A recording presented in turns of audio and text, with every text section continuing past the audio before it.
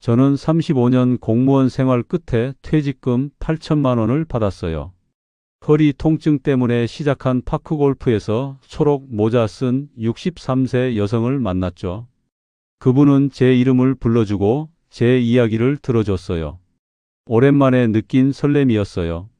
그런데 1년 뒤 저는 폐공장 경비실에서 컵라면으로 끼니를 때우고 있었습니다. 통장 잔고 90만 원, 연락할 가족도 없이요. 오늘 제 이야기를 끝까지 들어주시면 외로움이 얼마나 무서운 것인지, 그리고 평범한 일상이 얼마나 소중한지 느끼실 거예요. 댓글로 여러분의 생각도 나눠주세요. 그럼 지금부터 파크골프장에서 받은 웃음 한 번이 어떻게 제 인생 전체를 무너뜨렸는지 말씀드리겠습니다. 본문에 앞서 구독과 좋아요는 저희에게 큰 힘이 됩니다. 저는 71세 김도현입니다. 35년간 구청 민원과에서 공무원으로 일했고 정년 퇴직한 지 이제 3년째를 보내고 있어요. 퇴직할 때만 해도 이제 좀 쉬면서 여행도 다니고 아내랑 그동안 못 가본 곳도 가고 그럴 줄 알았죠. 그런데 막상 뚜껑을 열어보니 하루하루가 그냥 텅 비어버린 느낌이었어요. 아침에 눈 뜨면 할 일이 없고 TV 틀어놓고 소파에 누워 있다 보면 어느새 점심시간이 되고 점심 먹고 나면 또 소파에 누워서 오후 드라마 보다가 저녁 먹고 그렇게 하루가 끝나더라고요. 처음엔 그래도 괜찮다 싶었어요. 직장 다닐 때는 아침 7시면 집 나가서 밤 8시에 들어왔으니까 이렇게 집에서 쉬는 것도 나쁘지 않다고 생각했죠. 그런데 한 달, 두 달, 석 달이 지나니까 몸이 이상해지기 시작했어요. 원래 허리가 좀 안 좋긴 했는데 하루 종일 소파에만 있으니까 허리 디스크가 심해졌어요. 아침에 일어나면 허리가 뻐근하고 조금만 걸어도 다리 쪽으로 저린 통증이 내려오는 거예요. 밤에는 밤대로 잠이 안 와서 새벽 3시, 4시까지 천장만 바라보는 날이 많아졌어요. 아내하고는 그냥 같은 집에 사는 남남 같았어요. 밥상 앞에 마주 앉아도 눈도 안 마주치고 오가는 말이라고는 아내가 묻는 약 먹었냐는 말이랑 제가 반찬 짜다고 투덜대는 말 정도였죠. 아내도 아내 나름대로 교회 다니고 친구들 만나고 바쁘게 지내니까 저한테 별 관심이 없었어요. 사실 저도 아내한테 할 말이 없었고요. 35년을 맞벌이로 살면서 서로 정신없이 일만 하다 보니 정작 같이 앉아서 이야기할 추억도 별로 없더라고요. 그냥 그렇게 서로 각자 사는 거였어요. 그러다 어느 날 허리가 너무 아파서 동네 정형외과에 갔어요. MRI 찍고 진료받는데 의사 선생님이 디스크가 꽤 진행됐다면서 재활치료를 받아야 한다고 했어요. 물리치료실에서 몇 번 치료를 받고 나니까 담당 재활의학과 선생님이 저한테 이렇게 말씀하시더라고요.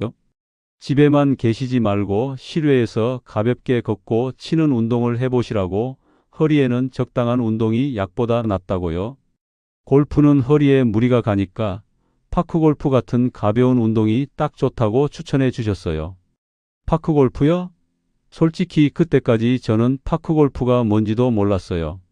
그냥 공원에서 하는 게이트볼 비슷한 건가 싶었죠.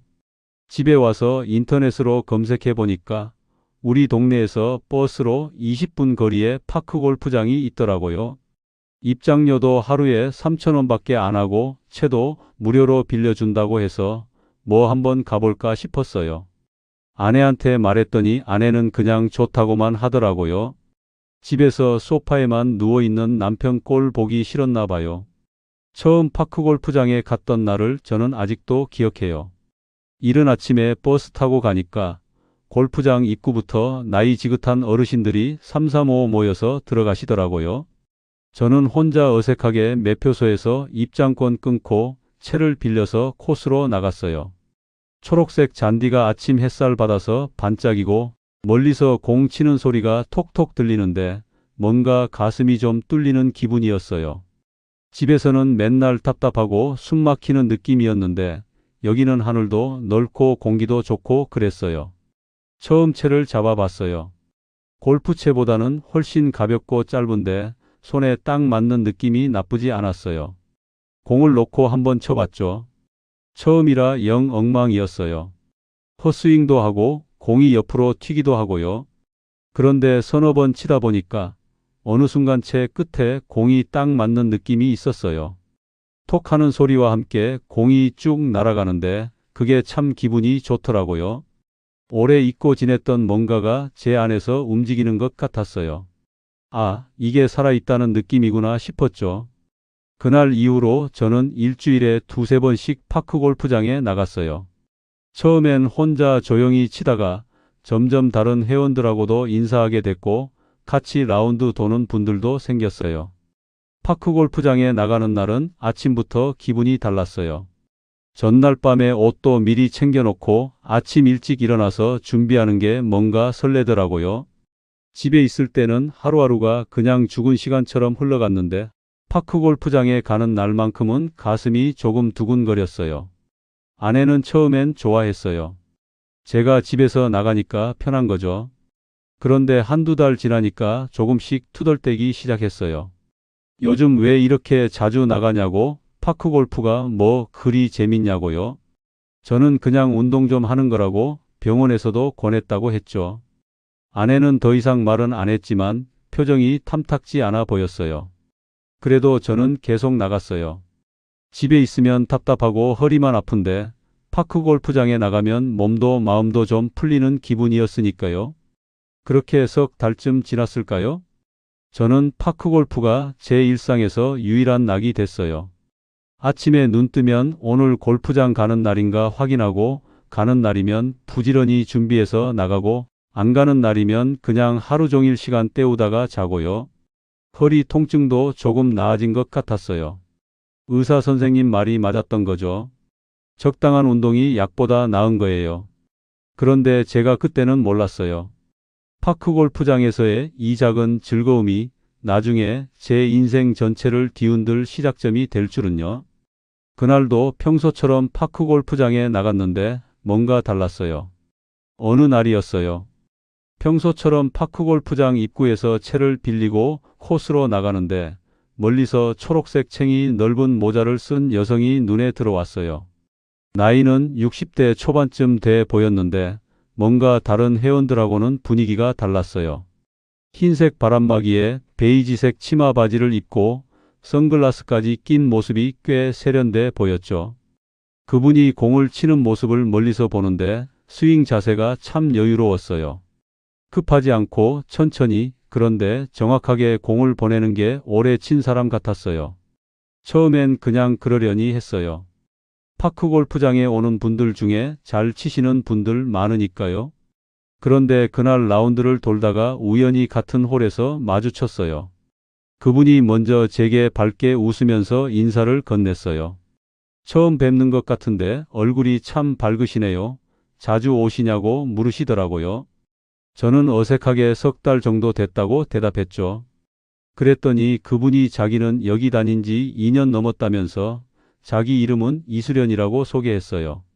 63세라고 했는데 목소리도 또랑또랑하고 피부도 좋아서 50대 후반처럼 보였어요. 수련 씨는 참말을 편하게 거는 스타일이었어요. 다른 회원들한테도 스스럼 없이 다가가서 이야기하고 농담도 잘하고 분위기를 확 띄우는 그런 사람이었죠. 파크 골프장 벤치에 앉아 있으면 자연스럽게 사람들이 모이고 그 한가운데에 항상 수련 씨가 있었어요. 저는 원래 조용히 혼자 치는 스타일이었는데 그날 이후로 수련 씨가 자주 말을 걸어왔어요. 오늘 컨디션은 어떠냐, 스윙이 많이 좋아졌다. 그런 이야기들이었죠. 며칠 뒤였어요. 제가 혼자 연습하고 있는데 수련 씨가 제 뒤로 다가오더니 제 스윙을 한참 지켜보는 거예요. 그러고는 조심스럽게 말을 꺼냈어요. 도현 씨 스윙이 거의 다 좋은데 첫 스윙에서 손목만 조금만 더 돌리시면 훨씬 멀리 나갈 것 같다고요. 그러면서 직접 제 손목 위치를 잡아주는 거예요. 손이 제 팔에 닿는 순간 뭔가 이상한 기분이 들었어요. 오래전에 잊었던 감각 같은 거요. 아내하고는 손 한번 잡는 일이 없는데 다른 여자가 제 팔을 자연스럽게 만지니까 심장이 조금 빨리 뛰더라고요. 수련 씨 말대로 손목 각도를 바꿔서 쳐봤어요. 정말로 공이 평소보다 훨씬 멀리 나갔어요. 수련 씨가 박수를 치면서 좋아했어요. 봤죠? 제 말대로 하면 잘 된다고. 도현 씨는 자세만 조금 다듬으면 진짜 고수 될 거라고요. 그렇게 말해주는 사람이 얼마나 오랜만인지 몰라요.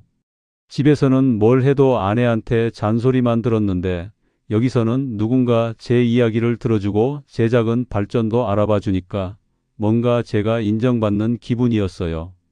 라운드가 끝나고 벤치에 앉아 있는데 수련 씨가 자판기에서 캔커피 2개를 사와서 하나를 제게 건넸어요.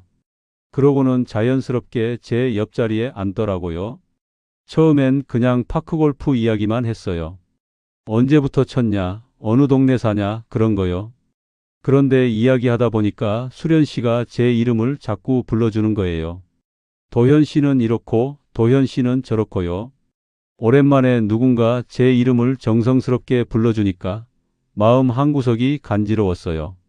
수련 씨는 제 이야기를 참 잘 들어줬어요.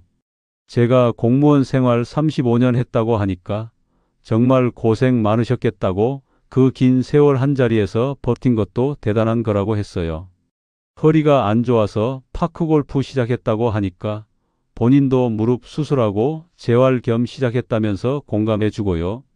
사소한 이야기에도 고개 끄덕이면서 웃어주고 제 말이 끝나기도 전에 맞장구를 쳐주니까 이야기하는 게 편했어요. 집에서는 아내한테 뭐 하나 말하려고 해도 시큰둥하거나 잔소리가 돌아오는데 여기서는 달랐어요. 그날 이후로 파크골프장에 나가면 자연스럽게 수련 씨를 찾게 됐어요. 멀리서 초록 모자가 보이면 반가웠고 같이 라운드 돌면 시간 가는 줄 몰랐어요. 라운드 끝나고도 벤치에서 1시간씩 이야기하다 보면 어느새 해가 기울어 있었죠. 수련 씨는 본인 이야기도 조금씩 해줬어요. 남편이랑 10년 전에 이혼했다고, 혼자 사는데 외롭지는 않다고, 오히려 자유로워서 좋다고요. 딸 하나가 결혼해서 지방에 사는데 한 달에 한 번 정도 보러 간다고 했어요. 그러면서 혼자 사는 게 뭐가 외로우냐고, 친구들도 많고 취미도 있으면 그만이라고 웃더라고요. 저는 그 말을 들으면서 부러웠어요. 저는 아내랑 같이 살면서도 외로운데 수련 씨는 혼자 사는데도 행복해 보였으니까요. 아침에 눈 뜨면 하고 싶은 일 하고, 만나고 싶은 사람 만나고, 누구 눈치 안 보고 자기 인생을 사는 거잖아요. 그게 참 멋져 보였어요. 저는 평생 뭔가에 얽매여서 살았거든요. 직장에서는 상사 눈치, 집에서는 아내 눈치, 은퇴하고 나서도 여전히 아내 눈치 보면서 사는데 수련 씨는 완전히 자유로운 사람처럼 보였어요. 한 달쯤 지났을까요? 저는 일주일에 2~3번 나가던 파크 골프장을 거의 매일 나가기 시작했어요. 명분은 허리 재활이었지만 사실은 수련 씨를 만나고 싶어서였죠. 집에 있으면 답답하고 재미없는데 파크 골프장에 나가면 수련 씨가 있고 수련 씨랑 이야기하면 하루가 즐거웠어요. 제 말을 들어주고 제 이름을 불러주고 제가 잘한 거 칭찬해주는 사람이 있다는 게 그게 그렇게 좋을 수가 없었어요. 그런데 집에서는 분위기가 달라지기 시작했어요. 아내가 요즘 왜 이렇게 늦게 들어오냐고 물었어요. 저는 그냥 라운드 돌다 보면 시간 가는 줄 모른다고 했죠.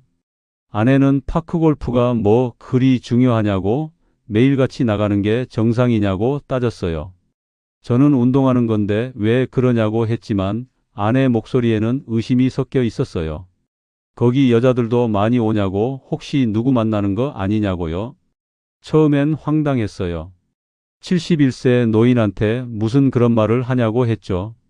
그런데 속으로는 찔리는 게 있었어요. 실제로 수련 씨를 만나러 가는 거니까요. 물론 뭐 특별한 사이는 아니었어요. 그냥 파크골프장에서 친하게 지내는 사이였죠. 그런데 제 마음속 어딘가에서는 수련 씨를 생각할 때 심장이 조금씩 뛰는 게 느껴졌어요. 이게 뭔지는 저도 잘 몰랐어요. 사랑인지 외로움인지 아니면 그냥 인정받고 싶은 욕구인지요. 아내랑은 점점 말이 줄었어요. 밥상 앞에 앉아도 서로 말이 없고 저는 빨리 밥 먹고 나가고 싶었고 아내는 저를 째려보듯 쳐다봤어요. 집안 분위기가 얼어붙었지만 저는 개의치 않았어요. 어차피 원래도 사이가 좋지 않았으니까요. 오히려 파크골프장에 나가면 수련 씨가 있고 거기서만큼은 제가 환영받는다는 느낌을 받았어요. 그게 저한테는 더 중요했어요. 어느 날 수련 씨가 제 눈을 똑바로 쳐다보면서 물었어요. 도현 씨는 요즘 행복하냐고요? 저는 잠깐 멈칫했어요. 행복이요? 그런 거 생각해 본 지가 얼마나 오래됐는지 모르겠더라고요. 저는 그냥 파크골프장 나오는 게 좋다고, 여기 있으면 기분이 좋다고 대답했어요. 수련 씨는 빙긋 웃으면서 그럼 됐다고, 사람은 자기가 행복한 곳에 있어야 한다고 말했어요. 그날 밤 저는 잠이 안 왔어요. 침대에 누워서 천장을 보면서 생각했어요. 나는 지금 무엇을 하고 있는 건가? 이게 맞는 건가? 아니면 위험한 건가요? 하지만 다음 날 아침 눈 뜨자마자 제일 먼저 떠오른 생각은 오늘도 파크 골프장에 가면 수련 씨를 볼 수 있다는 거였어요. 나는 그때 내가 어디로 가고 있는지 전혀 몰랐던 걸까요? 수련 씨랑 친해진 지 2달쯤 지났을 때였어요. 어느 날 라운드를 마치고 벤치에 앉아 있는데 수련 씨가 제 채를 보더니 이렇게 말했어요. 도현 씨 스윙이 많이 좋아졌다고, 이 정도 실력이면 시니어 대회 나가도 되겠다고요. 처음엔 농담인 줄 알았어요. 제가 무슨 대회를 나가요? 그냥 취미로 치는 건데요. 그랬더니 수련 씨가 진지하게 말하더라고요. 아니라고, 도현 씨는 잠재력이 있다고, 좀 더 제대로 배우면 충분히 상도 탈 수 있다고요. 그 말이 묘하게 제 마음을 건드렸어요. 71세 인생에서 뭔가를 이룬다는 게, 상을 탄다는 게 가능할까요? 젊었을 때는 그냥 직장 다니고 월급 받고 애들 키우느라 바빴고 제 꿈이나 성취 같은 건 생각해 본 적도 없었어요. 그런데 이제 와서 누군가 제게 잠재력이 있다고, 뭔가 이룰 수 있다고 말해주니까 가슴 한구석이 두근거렸어요.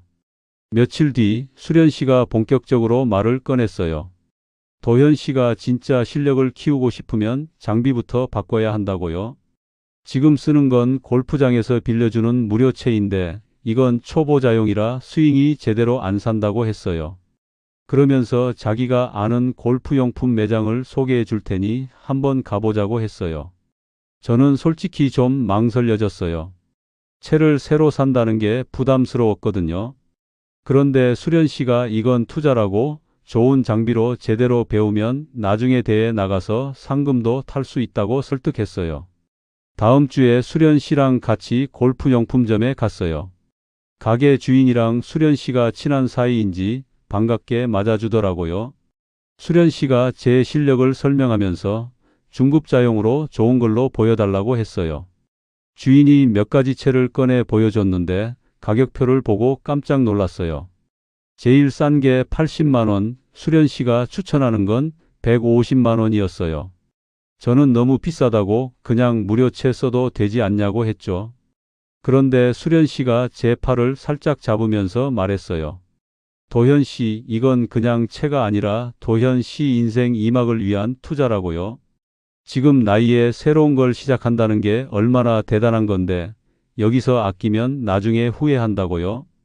그리고 자기도 처음 시작할 때 좋은 채 샀는데 그게 실력 늘리는데 정말 도움됐다고 했어요. 가게 주인도 거들었어요. 이 채가 정말 좋은 거라고, 시니어 대회 나가시는 분들이 많이 쓴다고요. 결국 저는 150만 원짜리 채를 샀어요. 카드를 긁는 순간 손이 떨렸어요. 퇴직금 통장에서 돈이 빠져나가는 게 눈에 보이는 것 같았죠. 집에 가면 아내한테 뭐라고 말해야 할지도 걱정됐고요. 그런데 수련 씨가 제 새 채를 보면서 정말 좋아했어요. 이제 도현 씨 실력이 확 늘 거라고, 자기가 옆에서 제대로 가르쳐 줄 테니 걱정 말라고 했어요. 그 말에 조금 마음이 놓였어요. 그런데 거기서 끝이 아니었어요. 일주일 뒤에는 수련 씨가 정회원 등록을 권했어요. 지금은 일일 입장료 내고 다니는데 정회원 되면 자유롭게 다닐 수 있고 라커도 쓸 수 있다고요. 게다가 정회원들끼리만 하는 원래 대회도 있는데 거기서 입상하면 전국 대회에 나갈 자격이 생긴다고 했어요. 등록비가 얼마냐고 물었더니 1년에 120만 원이라고 하더라고요. 저는 또 망설였어요. 채 사느라 벌써 150만 원 썼는데 또 120만 원이요? 수련 씨는 제 고민을 아는지 모르는지 이렇게 말했어요. 도현 씨 인생에서 자기한테 투자하는 게 제일 중요하다고요. 젊었을 때는 가족 위해서, 직장 위해서 살았잖아요. 이제는 도현 씨를 위해서 쓸 때라고요. 그리고 정회원 안 되면 원래 대회도 못 나가고 그럼 실력도 늘기 힘들다고 했어요. 저는 결국 또 등록했어요. 통장 잔고가 점점 줄어드는 게 보였지만 수련 씨가 좋아하는 모습을 보니까 뭔가 제가 잘하고 있다는 생각이 들었어요. 정회원이 되고 나니까 수련 씨가 개인 레슨을 받아보는 게 어떻겠냐고 물었어요. 골프장에 전문 강사가 있는데 그분한테 배우면 자세가 확실히 교정된다고요. 한 달에 50만 원인데 일주일에 2번 1시간씩 레슨 받는 거라고 했어요. 저는 솔직히 그때부터 좀 부담스러웠어요. 채 150만 원, 회원권 120만 원, 거기다 매달 50만 원씩 레슨비요? 이게 도대체 얼마나 들어가는 거예요? 그런데 수련 씨 표정이 조금 서운해 보이더라고요. 도현 씨가 진짜 대회 나갈 생각이 없는 건지 아니면 그냥 취미로만 칠 건지 모르겠다고 자기는 도현 씨 실력이 아까워서 하는 말인데 본인이 하기 싫으면 안 해도 된다고 했어요. 그 말을 듣는 순간 뭔가 제가 수련 씨를 실망시킨 것 같아서 마음이 불편했어요. 그래서 알겠다고 레슨 받겠다고 했어요. 수련 씨 얼굴이 환해지면서 도현 씨는 역시 다르다고 자기를 믿어줘서 고맙다고 했어요. 레슨을 시작하고 나서는 지출이 더 늘었어요. 레슨비만 매달 50만 원 나가는데 거기다 수련 씨랑 같이 라운드 돌고 나면 식사도 같이 하게 됐어요. 처음엔 각자 계산했는데 어느 순간부터 수련 씨가 자연스럽게 제가 계산하는 걸 당연하게 여기더라고요. 식사비가 한 번에 45만 원씩 나갔고 가끔 택시 타고 같이 이동할 때도 제가 냈어요. 한 달에 파크골프 관련해서 쓰는 돈이 100만 원이 훌쩍 넘었어요. 퇴직금 통장 잔고가 눈에 띄게 줄어들었어요. 처음 퇴직할 때 받은 돈이 8천만 원 정도였는데 생활비 쓰고 이것저것 하다 보니 이미 반 정도 줄어 있었고 거기서 파크골프 관련 지출이 몇 달 동안 수백만 원씩 빠져나갔어요. 집에서 아내가 통장 정리하다가 물었어요. 왜 이렇게 돈이 나갔냐고, 뭐에 쓴 거냐고요. 저는 운동용품 좀 샀다고, 회원권 등록했다고 대충 얼버무렸어요. 아내는 미친 거 아니냐고, 파크골프에 그렇게 돈을 쓰냐고 소리쳤죠. 저는 그때 처음으로 아내한테 큰 소리쳤어요. 내 돈 내가 쓰는데 왜 이래? 평생 가족 위해서 살았는데 이제 나 좀 위해서 쓰면 안 돼? 아내는 어이없다는 표정으로 저를 쳐다봤어요. 그러면서 지금 정신이 있냐고, 나이 먹고 골프장에서 여자 꼬셔서 돈 쓰는 게 멋있어 보이냐고 따졌어요. 저는 화가 났어요. 여자는 무슨 여자냐고, 그냥 같이 운동하는 사람일 뿐이라고 했죠. 하지만 속으로는 찔렸어요. 맞아요. 수련 씨 때문이었으니까요. 그날 밤 수련 씨한테 전화가 왔어요. 내일 시간 있냐고 할 이야기가 있다고 했어요. 다음 날 파크골프장 근처 카페에서 만났는데 수련 씨 표정이 평소와 달리 진지했어요. 그러더니 이런 말을 꺼냈어요. 도현 씨, 솔직히 말할게요. 난 몰래 만나는 남자친구 따위는 싫어요. 우리가 그냥 파크골프 치는 사이로만 남을 거면 차라리 그만 봐요. 떳떳한 관계가 아니면 나도 마음이 불편해요. 저는 갑작스러운 말에 당황했어요. 무슨 말이냐고, 우리가 뭐 잘못된 사이도 아닌데 왜 그러냐고 했죠. 수련 씨는 한숨을 쉬면서 말했어요. 도현 씨 마음은 알아요. 나도 도현 씨 좋아해요. 근데 도현 씨는 유부남이잖아요.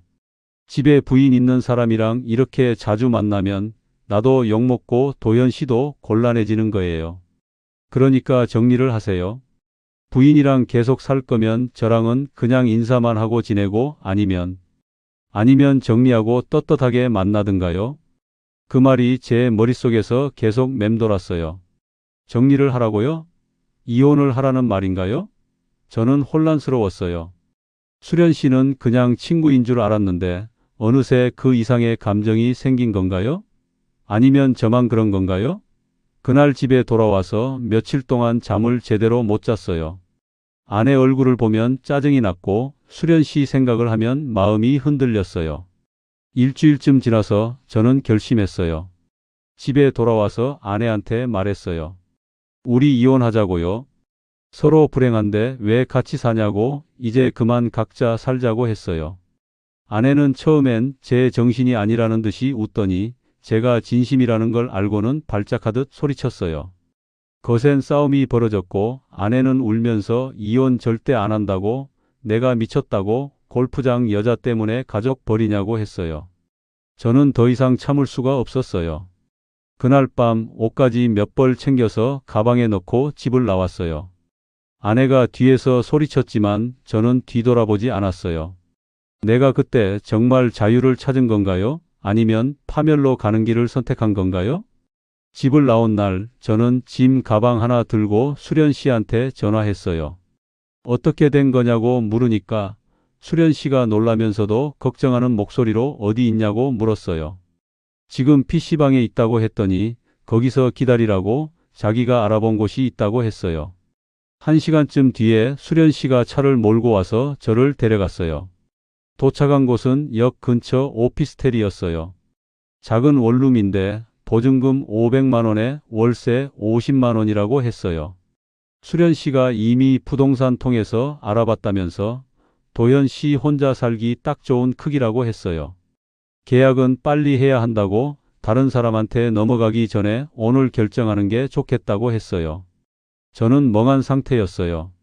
몇 시간 전까지만 해도 35년 살던 집에 있었는데 이제 이런 좁은 방에서 혼자 살아야 한다는 게 실감이 안 났죠.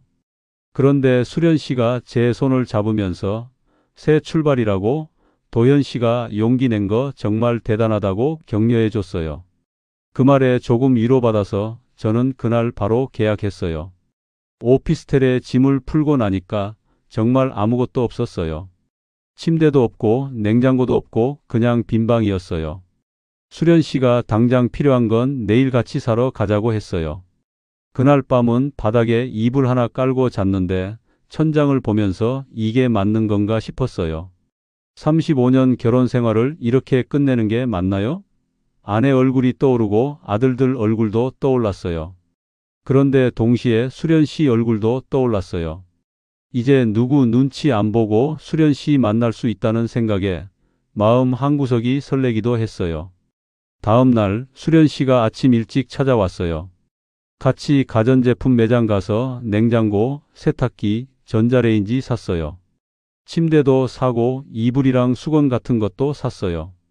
계산하고 나니까 200만 원 넘게 나갔어요. 카드 긁으면서 속으로 한숨이 나왔지만 수련 씨가 옆에서 이것저것 골라주고 신경 써주니까 뭔가 제가 보살핌 받는 기분이었어요. 집에서는 아내가 이런 걸 같이 고른 적도 없었거든요. 짐 정리를 하는데 수련 씨가 진지하게 말했어요. 도현 씨, 전처나 자식들이 여기로 찾아올 수 있잖아요. 만약 찾아와서 행패 부리면 저까지 피해 보는 거예요. 그러니까 연락처를 바꾸는 게 좋겠어요. 저는 깜짝 놀랐어요. 번호를 바꾸라고요? 이 번호 20년 넘게 쓴 건데요? 수련 씨는 그래야 깔끔하게 정리된다고, 새 출발하는데 과거 연락처 그대로 갖고 있으면 뭐 하냐고 했어요. 며칠 고민하다가 결국 번호를 바꿨어요. 통신사 가서 새 번호 바꿔 나오는데 이상한 기분이었어요.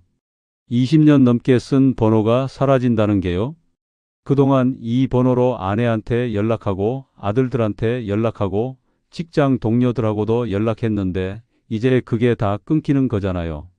수련 씨는 제 새 번호를 받아 적으면서 이제 도현 씨는 정말 자유로워졌다고, 누구 눈치도 안 보고 살 수 있다고 웃었어요. 그런데 거기서 끝이 아니었어요. 수련 씨가 제 휴대폰을 달라고 하더니 연락처를 하나하나 확인하기 시작했어요. 전처 번호, 아들들 번호, 이건 다 지워야 한다고 했어요. 저는 잠깐만 아들들 번호까지 지울 필요는 없지 않냐고 했어요. 그랬더니 수련 씨가 화난 목소리로 말했어요. 도현 씨가 진짜 새 출발할 거면 과거를 완전히 정리해야 한다고 아들들도 결국은 전처 편이라고 나중에 아들들이 도현 씨 설득하러 오면 또 흔들린다고요. 저는 할 말이 없었어요. 맞는 말 같기도 했고 틀린 말 같기도 했고요. 결국 수련 씨 말대로 아내 번호, 큰아들 번호, 작은아들 번호 다 지웠어요. 그리고 예전 직장 동료들 번호도 몇 개 지웠어요. 수련 씨가 그 사람들도 나중에 전처한테 도현 씨 어디 있냐고 물으면 다 말할 거라고 했거든요. 연락처를 지우고 나니까 제 휴대폰에는 수련 씨 번호랑 몇 안 되는 사람들 번호만 남았어요. 파크 골프장도 달라졌어요. 전에는 동호회 사람들이랑 같이 어울려서 라운드 돌고 끝나고 나서 다 같이 막걸리 한잔하고 그랬는데 수련 씨가 이제 그러지 말자고 했어요. 전처가 파크 골프장까지 찾아올 수 있다고 그러면 동호회 사람들한테 소문나고 난리 난다고요. 그러니까 우리 둘이서만 조용히 라운드 돌자고 했어요. 다른 회원들이 같이 돌자고 해도 적당히 거절하고요. 처음엔 좀 어색했어요. 파크 골프장에서 아는 사람들이 저한테 인사하는데 저는 대충 손만 흔들고 수련 씨 따라가야 했으니까요. 어떤 회원은 요즘 왜 혼자만 다니냐고 우리도 같이 치자고 했는데 수련 씨가 대신 대답했어요. 도현 씨가 대회 준비 중이라 개인 연습 좀 해야 한다고요. 그렇게 점점 다른 회원들하고 멀어졌어요. 한 달쯤 지나니까 제 세상이 정말 좁아진 게 느껴졌어요. 연락하는 사람도 없고 만나는 사람도 수련 씨밖에 없고 파크 골프장에서도 수련 씨하고만 다니니까요. 오피스텔에 혼자 있으면 정말 외로웠어요. TV 틀어놓고 있어도 집에서처럼 익숙한 느낌이 아니라 그냥 텅 빈 느낌이었어요. 그럴 때마다 수련 씨한테 전화했어요. 수련 씨는 바쁘다고 할 때도 있었지만 대부분은 받아줬어요. 그럼 조금 마음이 놓였어요. 어느 날 제가 수련 씨한테 물었어요. 이렇게 사는 게 맞는 건가요?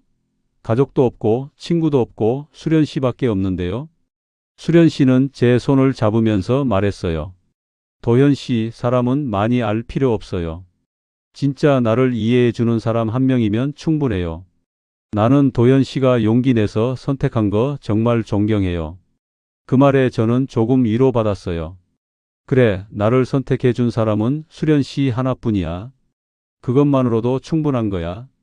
그렇게 스스로를 설득했어요. 2달쯤 지났을 때예요. 수련 씨가 저한테 심각한 표정으로 물었어요. 도현 씨, 노후 자금은 어떻게 관리하고 있어요? 퇴직금이랑 연금 같은 거요. 저는 그냥 통장에 넣어놨다고 매달 국민연금 140만 원 나온다고 했어요. 수련 씨는 그건 안 된다고 요즘 같은 세상에 그냥 통장에만 넣어두면 이자도 안 붙고 손해라고 했어요. 노후에 병원비라도 걱정 없게 하려면 예금이랑 연금 구조를 자기가 한번 정리해 줄까요? 저는 좀 놀랐어요. 재산 이야기는 처음이었거든요. 그런데 수련 씨가 자기 친구 중에 재무설계사 있다고 그 사람 통해서 좋은 상품 알아보면 수익률 훨씬 좋다고 했어요. 그러면서 도현 씨 통장 잔액이랑 연금 액수 정도는 알아야 설계가 가능하다고 했어요. 저는 조금 망설여졌어요. 제 재산 상황을 말해야 하나요? 그런데 수련 씨가 뭐가 불편하냐고 우리 사이에 뭘 숨기냐고 했어요. 결국 저는 말했어요. 퇴직금 통장에 지금 4천만 원 정도 남아있고 매달 연금 140만 원 나온다고요. 수련 씨는 고개를 끄덕이면서 4천만 원이면 괜찮다고 이걸 잘 굴리면 노후에 큰 도움 된다고 했어요. 그러면서 다음 주에 재무설계사 만나자고 같이 상담받자고 했어요. 저는 알겠다고 대답했어요. 그날 밤 오피스텔에 혼자 누워 있는데 문득 이런 생각이 들었어요. 내 인생에서 가족도 떠나고 친구도 떠나고 이제 남은 건 수련 씨와 통장에 있는 돈뿐이구나. 이게 정말 내가 원했던 자유였을까요? 아니면 나도 모르게 만들어진 고립이었을까요? 수련 씨가 말한 재무설계사는 결국 만나지 못했어요.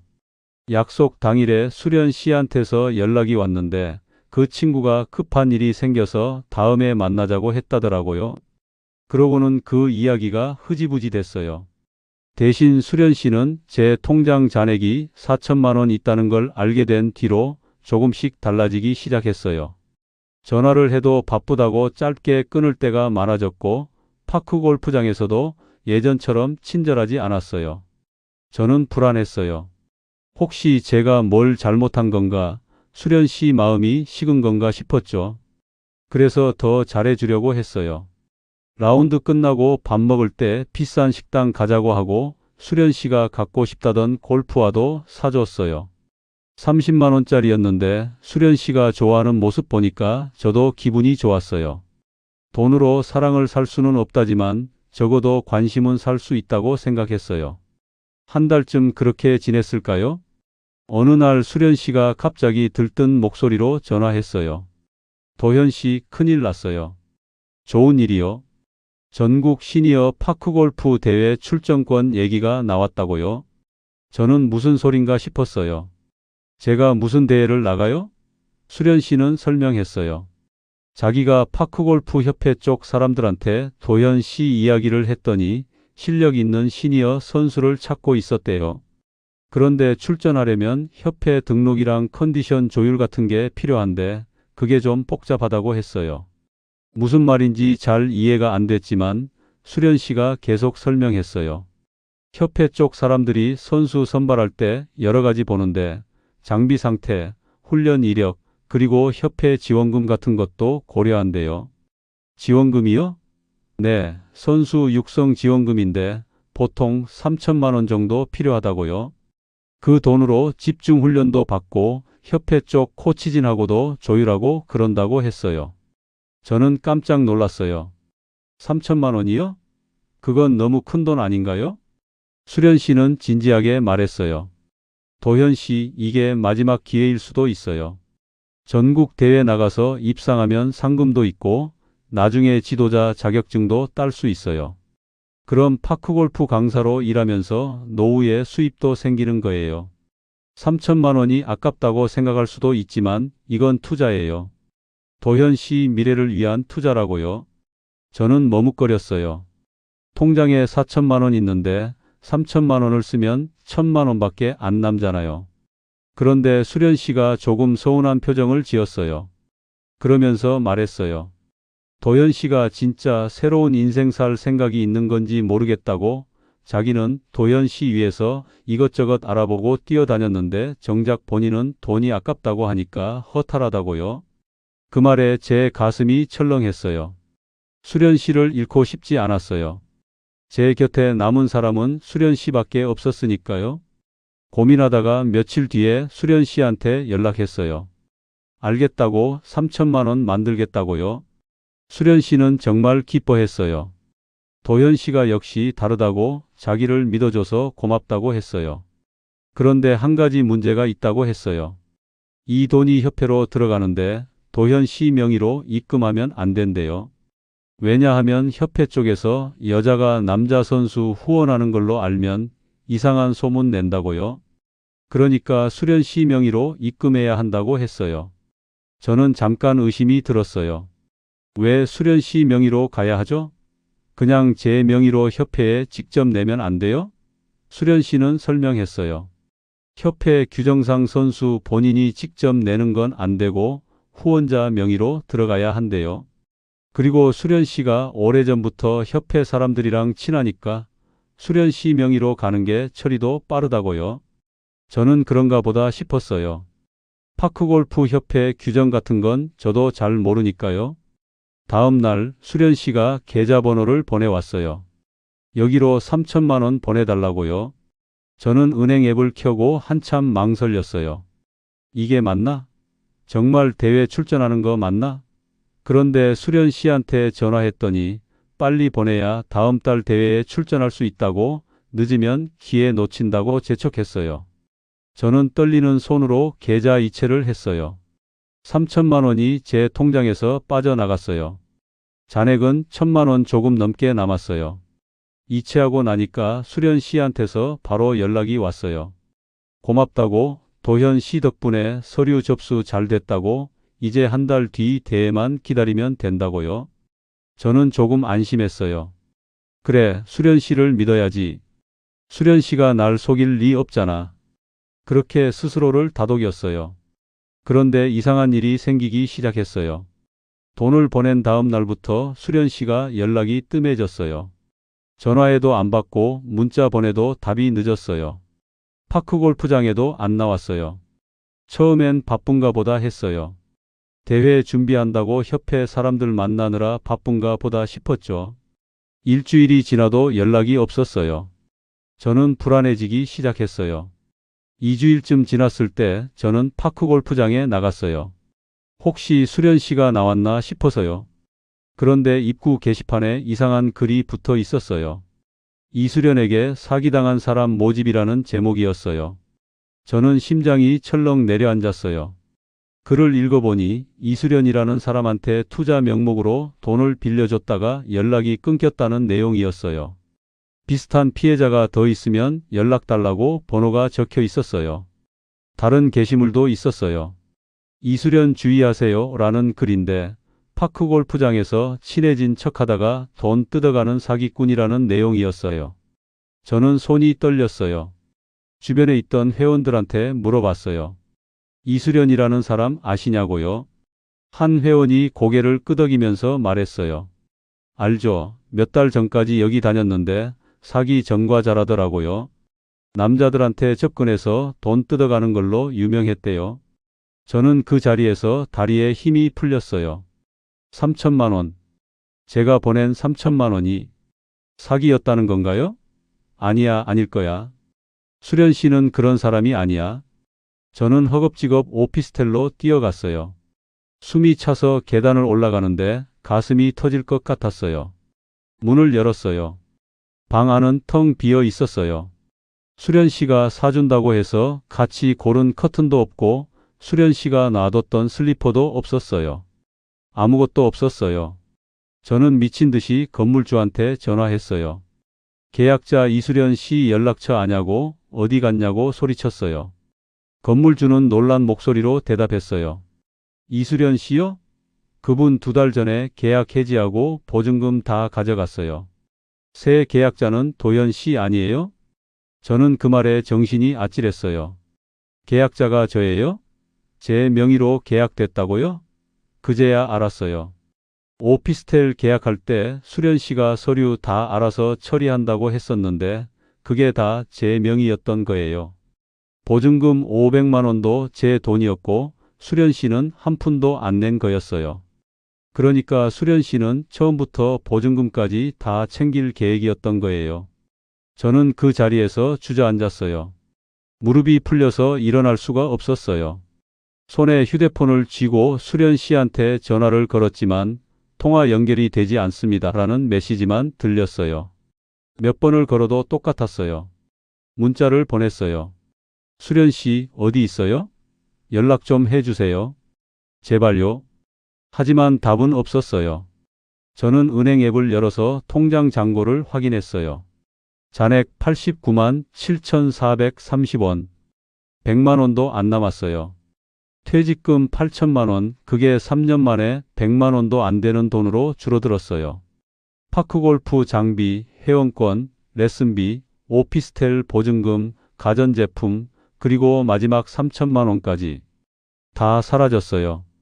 텅 빈 방 바닥에 주저앉아서 저는 처음으로 제대로 울었어요. 71년을 살면서 이렇게 크게 운 적이 없었어요. 가족도 잃고 돈도 잃고 이제 남은 건 아무것도 없었어요. 파크 골프장에서 처음 받았던 그 웃음 한 번, 그게 이렇게 비싼 대가를 치르게 될 줄 누가 알았겠어요? 오피스텔에서 쫓겨난 저는 갈 곳이 없었어요. 월세를 못 내니까 건물주가 나가라고 했거든요. 짐이라고 해봐야 옷가방 하나였는요. 그걸 들고 거리로 나왔을 때 겨울바람이 얼굴을 때렸어요. 11월 말이었는데 벌써 날씨가 꽤 추웠어요. 어디로 가야 할지 몰라서 그냥 걸었어요. 역 대합실에서 하룻밤 보내고 다음 날은 찜질방에 갔어요. 입장료 8,000원이 아까웠지만 추위를 피할 곳이 필요했으니까요. 일주일쯤 그렇게 떠돌다가 구청 복지과에 찾아갔어요. 노숙자 쉼터를 알아봐 달라고 했어요. 담당 공무원이 제 주민등록증 보더니 35년 공무원 하신 분이 왜 이렇게 됐냐고 물었어요. 저는 대답할 수가 없었어요. 뭐라고 말해야 하죠? 파크골프장에서 만난 여자한테 속아서 전 재산 날렸다고요? 너무 창피했어요. 그냥 개인 사정이라고만 했어요. 노숙자 쉼터에 들어갔어요. 방 하나에 2층 침대 4개가 있고 8명이 같이 쓰는 곳이었어요. 담배 냄새, 땀 냄새가 섞여서 숨쉬기가 힘들었어요.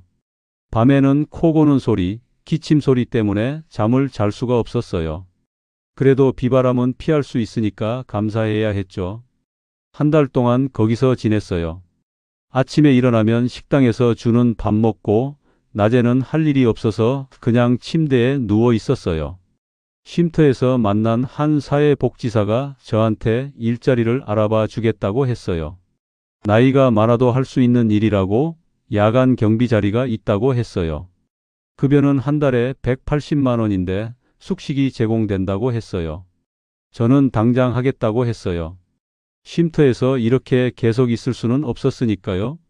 일주일 뒤 저는 폐공장 단지 야간 경비로 일하기 시작했어요.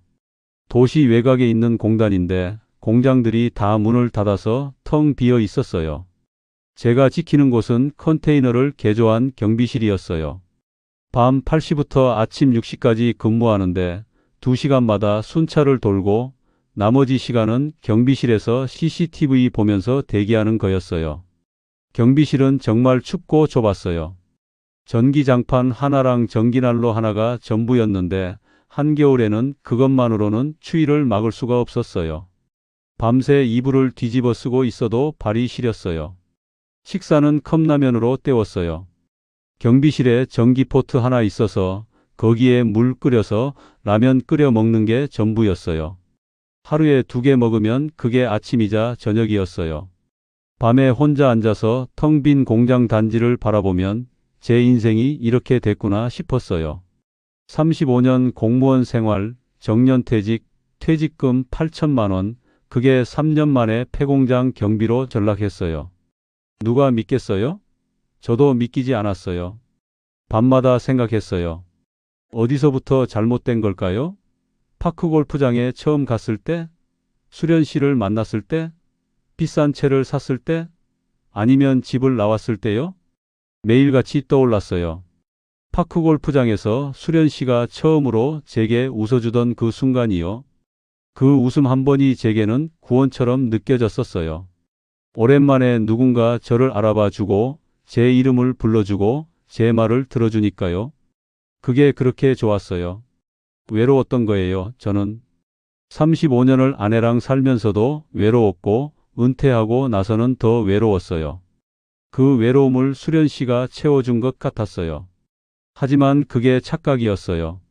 수련 씨는 저를 좋아한 게 아니라 제 통장을 좋아했던 거예요. 제가 퇴직금 8천만 원 있다고 했을 때부터 수련 씨는 계획을 세운 거였겠죠. 어떻게 하면 그 돈을 다 빼낼까? 비싼 채 사게 하고 회원권 끊게 하고 레슨비 내게 하고 집 나오게 하고 오피스텔 계약하게 하고 마지막에 3천만 원까지 털어가는 거요. 완벽한 계획이었어요. 12월이 되자 날씨가 정말 추워졌어요. 경비실 안에 있어도 입김이 하얗게 나왔어요. 순찰 돌 때는 손이 시려서 제대로 손전등도 못 잡을 정도였어요. 어느 날 새벽 4시쯤 순찰을 돌다가 갑자기 가슴이 아팠어요. 뭔가 조이는 것처럼 숨이 안 쉬어졌어요. 한 걸음 걷다가 그 자리에 쓰러졌어요. 의식이 흐려지면서 마지막으로 떠오른 생각은 이거였어요. 아, 나 이렇게 가는구나. 정신 차려보니 병원이었어요. 응급실 침대에 누워 있었고 간호사가 옆에서 뭔가를 물어봤어요. 보호자 연락처가 어떻게 되냐고요? 저는 대답할 수가 없었어요. 보호자요? 저한테 보호자가 있나요? 아내는 이혼했고 아들들 연락처는 다 지웠고요. 간호사가 제 휴대폰을 뒤져서 몇 안 되는 연락처 중에 혹시 가족이 있냐고 물었는데 없었어요. 다 지웠으니까요. 결국 주민등록번호로 가족을 찾았대요. 한참 뒤에 큰아들한테 연락이 닿았고 아들이 동생한테도 연락했대요. 몇 시간 뒤에 두 아들이 병원에 왔어요. 저는 일반 병실로 옮겨진 뒤였어요. 창문 너머로 복도가 보였는데 거기 아들 둘이 서 있었어요. 멀리서 병실을 쳐다만 보고 들어오지는 않더라고요. 간호사가 아들들한테 뭔가 설명하는 게 보였어요. 아들들은 고개만 끄덕이고 여전히 병실 안으로 들어오지 않았어요. 한 10분쯤 그렇게 서 있다가 큰아들이 간호사한테 뭐라고 말하고는 동생 데리고 돌아섰어요. 그렇게 가버렸어요. 저는 그 모습을 보면서 울었어요. 당연하죠.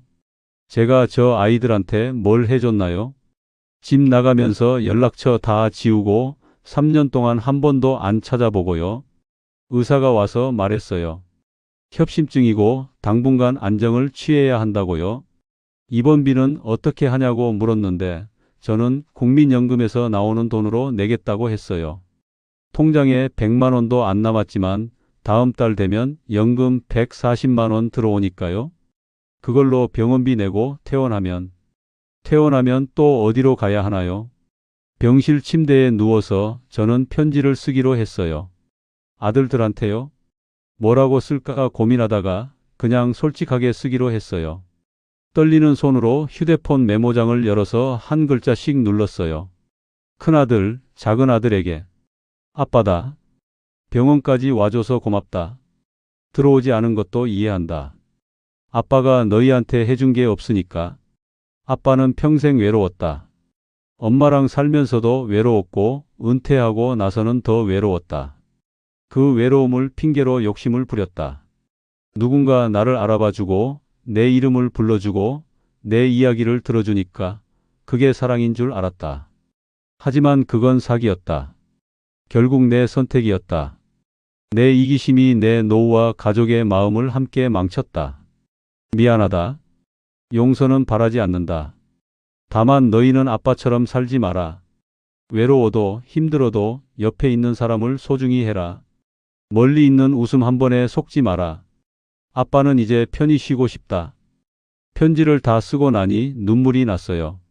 71년을 살면서 이제야 제대로 된 편지 하나 쓰네요. 너무 늦었지만요. 창밖으로 눈이 내리기 시작했어요. 첫눈이었어요. 조용히 내리는 눈을 바라보면서 저는 눈을 감았어요. 여러분, 외로움은 정말 무서운 거예요. 외로움 때문에 판단력을 잃고 사랑이라고 착각하고 모든 걸 잃을 수 있어요. 옆에 있는 사람, 평범한 일상, 그게 얼마나 소중한지 잃고 나서야 알게 돼요. 여러분은 저처럼 살지 마세요.